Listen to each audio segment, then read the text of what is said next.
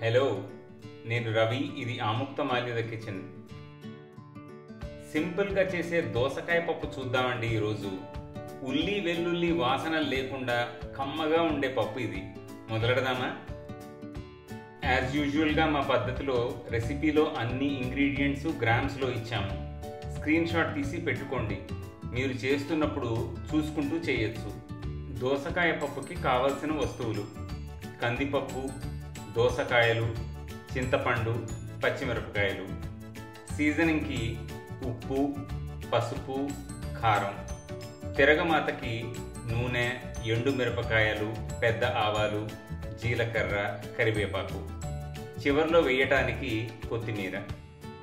దోసకాయలు చెక్కు తీసి 1.5 ఇంచు ముక్కలుగా తరుక్కోండి. కందిపప్పు నీళ్లు మారుస్తూ 3 సార్లు కడుక్కొని పెట్టుకోండి. చింతపండు నీళ్లలో 1 గంట సేపు నానబెట్టి పిప్పి తెల్లగా అయ్యే వరకు రసం పిండండి. పచ్చిమిరపకాయలు 1/2 ఇంచు సైజు ముక్కలుగా తరుక్కోండి లేదా నిలువుగా చీరుకోండి. ఎండు మిరపకాయలు సగానికి విరవండి. కొత్తిమీర సన్నగా తరుక్కోండి. ఇప్పుడు కుక్కర్లో కందిపప్పు, దోసకాయ ముక్కలు వేసి రెసిపీలో ఇచ్చిన నీళ్లు పోసి 3 కూతలు వచ్చే వరకు ఉడకనివ్వండి. పప్పు బాగా మెత్తగా ఉడకాలి అనుకునే వాళ్ళు 3 విజిల్స్ తర్వాత సిమ్లో ఒక 10 నిమిషాలు ఉడకనివ్వండి. ప్రెషర్ దానంతటది పోయే వరకు వెయిట్ చేసి అప్పుడు మూత తీయండి. ఇప్పుడు ఒక మూకుడు తీసుకొని మంట మీడియం హైలో పెట్టుకొని ఎండు మిరపకాయలు, ఆవాలు, జీలకర్ర వేసి మిరపకాయలు డార్క్ మెరూన్ కలర్ వచ్చే వరకు వేయించండి. ఇప్పుడు పచ్చిమిరపకాయలు వేసి వాటి మీద బొబ్బలు వచ్చే వరకు వేయించండి. కరివేపాకు వేసి చిటపటలు తగ్గే వరకు వేయించండి. ఇప్పుడు ఉడికిన పప్పు, దోసకాయ ముక్కలు తిరగమాతలో వేసి బాగా కలపండి.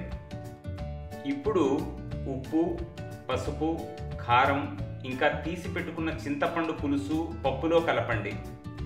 మంట హైలో పెట్టుకొని పప్పు ఒక జారుడు కన్సిస్టెన్సీ వచ్చే వరకు ఉడకనివ్వండి.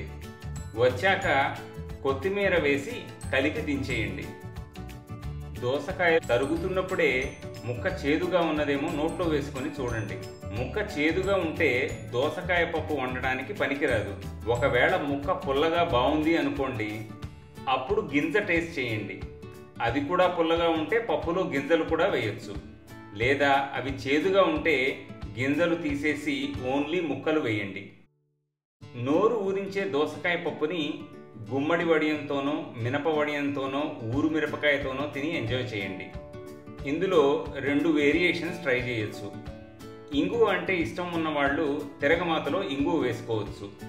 అలానే వెల్లుల్లి అంటే ఇష్టం ఉన్నవాళ్ళు వెల్లుల్లి వేసుకోవచ్చు.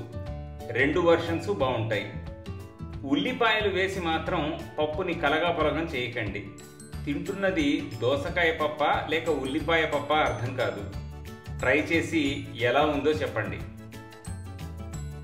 మా కంటెంట్ మీకు నచ్చినట్టయితే సబ్స్క్రైబ్ అండ్ షేర్ చేస్తూ బెల్ ఐకాన్ క్లిక్ చేయండి. మీకోసం చాలా రెసిపీస్ రెడీ చేసి ఉంచాము. మీదే ఆలస్యం.